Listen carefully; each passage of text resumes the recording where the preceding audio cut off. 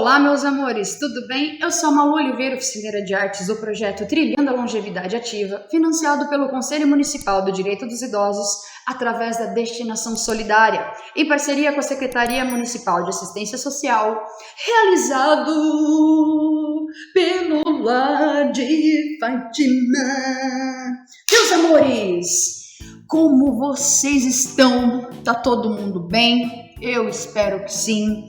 E eu tenho uma pergunta para vocês. Já tomaram a segunda dose da vacina? Se sim, que bom, maravilhoso! E se ainda não tomou, corre tomar, gente. Se conhece alguém que não tomou, puxa a orelhinha e fala: amigo, vizinho, filho, vai tomar a vacina. Porque o vírus continua aí, gente. A gente tem que se prevenir. Vamos pensar que sempre a prevenção é o melhor remédio. E quando a gente fala de prevenção, não é só do Covid. A gente, cuidando da nossa saúde, a gente previne muita coisa. Como bebendo bastante água, a gente cuida do nosso corpo completo.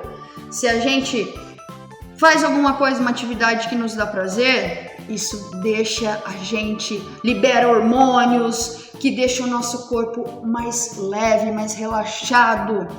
Então, busquem coisas que lhe dão prazer, busquem fazer atividades físicas, porque o nosso corpo precisa de movimento, ele precisa trabalhar, gente.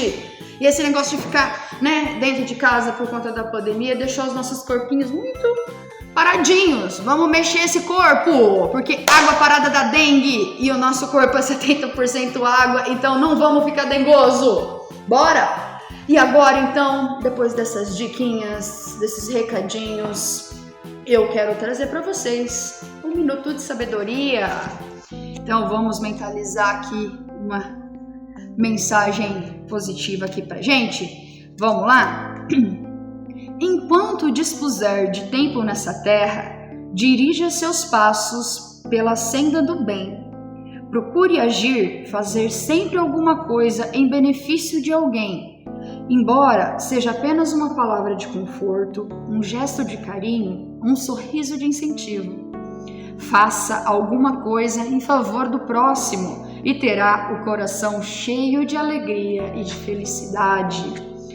É isso, gente. É pensar com amor e com carinho, não só na gente, não só na nossa família, pensar no próximo como a comunidade em geral. Eu acho que ultimamente nós estamos sendo muito egoístas também. Então, quando a gente fala de não tomar a segunda dose da vacina, a gente está deixando de pensar no outro. Então, o que a gente pode fazer no momento pelo outro é esse autocuidado, que é cuidar de muita gente também, tá bom? E hoje, no nosso encontrinho aqui, através da telinha, eu queria falar para vocês sobre uma data, que é o Dia da Arte, Dia Nacional da Arte, que agora é dia 12 de agosto. E por que eu quero falar sobre isso com vocês? Porque além de eu ser, professora de arte, eu queria contar um pouco da minha história artística para entender, para vocês entenderem também como que funciona a vida desde a parte de construção pessoal e como tem sido a minha construção profissional dentro da área artística. E que a arte não é só aquilo que está no museu, não é só aquele quadro do Leonardo da Vinci, não é só, esses nomes que a gente escuta falar. A arte é muito mais do que isso, a arte é transformação. Então eu vou falar um pouquinho aqui para vocês da origem do Dia Nacional das Artes. É o Decreto de Lei número 82385, de 5 de outubro de 78. Essas leis regulamentaram a profissão de artista e técnicos em espetáculos de diversão, além de reconhecerem mais de 100 outras funções que também compõem o trabalho artístico. Como a legislação brasileira, artista é profissional que cria, interpreta ou executa uma obra de caráter cultural de qualquer natureza para efeito de exibição ou divulgação pública, através de meios de comunicação de massa ou em locais onde se realizem espetáculos de diversões públicas. Tá, aqui a gente pegou a parte burocrática, a parte do que está lá na legislação. Mas eu queria contar um pouquinho da minha história para vocês, para que vocês entendam o como a arte está presente em várias outras coisas que a gente vive no nosso dia a dia. Eu fui uma criança que cresceu, tive a possibilidade de crescer em fazenda. E uma das primeiras manifestações artísticas que eu tenho na memória, e que é uma coisa que eu sou apaixonada, é a Folia de Reis, né? Que é uma celebração religiosa. Minha família sempre foi muito católica, e quando eu morava na fazenda, durante os períodos das festas de Reis, né, que acontece em 6 de janeiro, o dia de Reis, naquele período passavam-se algumas companhias de Folia de Reis na fazenda onde eu morava. E quando eu ouvia de longe aquela música das pessoas, aquele cortejo chegando da porteira da fazenda, cantando aquelas melodias através da viola, com os palhaços da Folia de Reis sempre me encantaram demais, com aqueles saltos, com as questões de movimentação corporal. Eu nem sabia o que era isso naquela época, eu só me encantava com tudo aquilo que eu via, aquelas roupas coloridas, a bandeira de Santo Reis, que é toda colorida, toda enfeitada, toda cheia de desejos de coisas boas, de pedidos de coisas boas para a vida das pessoas, né? Então, a partir dali, eu acho que eu comecei a ter um interesse artístico. Mas eu não sabia o que era isso, porque eu ainda não estudava, não tinha noção. Mas aquilo já alimentava o meu imaginário, aquilo me alimentava a imaginação, porque depois eu reproduzia aqueles movimentos que eu via, eu cantava aquelas músicas que eu ouvia.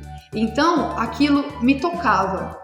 Então, eu acho que mais que pensar nessas artes eruditas e de como a arte é elitista que separa a gente tem que pensar o quanto ela nos comove. Desde a arte sacra, da arte religiosa, que são quadros lindos que a gente vê nos templos religiosos, nas igrejas, aqueles, por exemplo, a Capela Sistina, que não é, né, que é lá na Itália, mas que é uma obra de arte num prédio, né, que é uma igreja. Então, como que isso pode transformar a vida de uma pessoa? Mas quando eu era criança, eu não tinha essa consciência ainda. E na escola, quando eu cheguei na 5ª série, a gente começou a ter aulas específicas de arte, com uma professora que é uma das responsáveis por eu querer viver de arte hoje, que é a Dona Débora, que me deu aula no SESI em Catanduva. Então, Dona Débora, obrigada por ter sido uma professora inspiração para minha vida. E ela me deu a possibilidade de exercer outras coisas. Eu sempre gostei dessa questão do movimento, mas com ela eu fui conhecer o desenho, fui conhecer pinturas, tive a possibilidade de fazer uma exposição, de participar de exposições, coisa que uma menina que morava na fazenda nunca ia imaginar. Mas aí, a partir do momento que a gente tem a educação e a cultura como fomentador de coisas pra gente, de informação, de conhecimento, a arte foi ficando cada vez mais brilhante. E quando eu tive a possibilidade, acho que na 4ª série, de assistir a minha primeira peça, a primeira vez que eu fui ao Teatro Municipal da minha cidade, que era Catanduva, eu tive um impacto no primeiro momento que eu cheguei lá, que foi ver um painel que tinha na entrada do teatro, que é de um artista que eu nunca ia imaginar que um dia ia se tornar meu amigo, que é o Dominique Leconte. Ele é um francês que morou aqui no Brasil durante 40 anos da vida dele, teve que retornar para a França, mas é um artista incrível. E aquele momento, uma criança parada na frente de um quadro, impactada, porque a obra dele é tão fantástica. Aquele quadro trouxe para mim uma possibilidade de tanta... Eu não sabia, eu fiquei impactada, aquilo me moveu por dentro. E aí eu fui assistir a minha primeira peça, tive a possibilidade de entrar ao teatro pela primeira vez e assistir um espetáculo. E aquilo também me transformou. Eu falei, gente, é isso que eu quero fazer isso, eu quero estar lá em cima, eu quero fazer isso. Só que naquela época eu ainda não sabia como.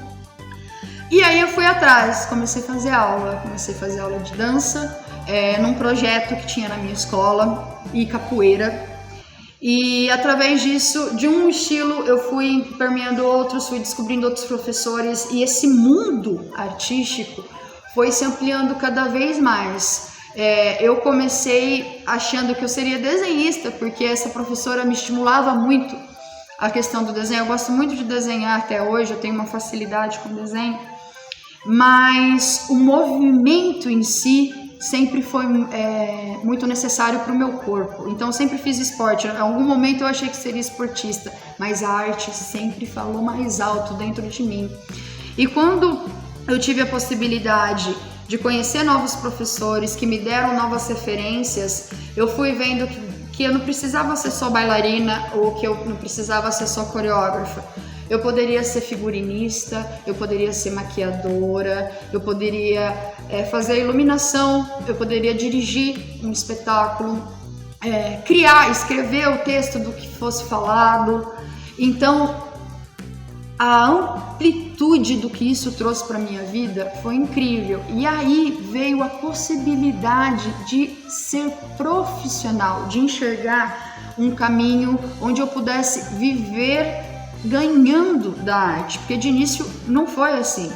Eu já trabalhei no comércio, eu já fui secretária, eu já fui estagiária do sindicato, eu já estudei administração, sempre fui, porque eu sempre ouvi que bailarino não era profissão, ser bailarina não me traria renda, que ser atriz não me traria sustento. Então isso foi uma coisa que por muito tempo foi muito pesado de se ouvir, de um sonho seu ser colocado dessa forma, porque infelizmente no nosso país a arte não é valorizada, a arte como um todo, né? Então, e aí quando a gente fala de dança, que é por onde eu comecei, ainda é vista como uma coisa elitista. Hoje, com a internet, a coisa popularizou bem mais, né? Mas quando eu comecei não era assim. Inclusive eu ouvia isso dos meus pais. Meu pai não me comprava figurino, meu pai não me levava para ensaiar, porque na cabeça do meu pai sempre trabalhou com carteira assinada e para ele era isso que era o sinônimo de felicidade e sucesso profissional. E nós, como artistas, nós não temos um registro na carteira, é muito difícil. A gente trabalha ou terceirizado. Hoje tem os registros profissionais e contratos terceirizados, mas enfim, esse é outro assunto. E eu percebi que era isso que eu queria fazer para minha vida. E meu pai sempre me incentivou a estudar, então eu fiz administração por conta disso, porque ele queria que eu tivesse uma profissão séria. E dentro da administração eu percebi que não era isso realmente que eu queria fazer da vida, então eu fui estudar mais.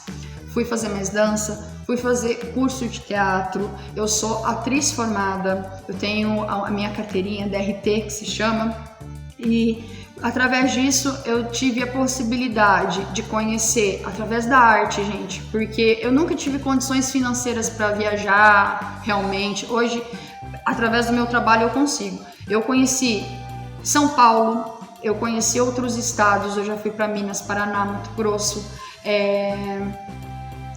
conheci grandes profissionais, artistas, assim como eu mencionei, Dominique Lecon, profissionais da dança, profissionais do teatro.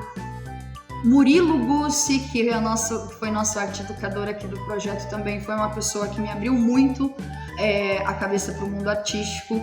Agradeço muito por isso, por esses parceiros da vida, e falar que sim, é difícil viver de arte no nosso país, mas não é impossível.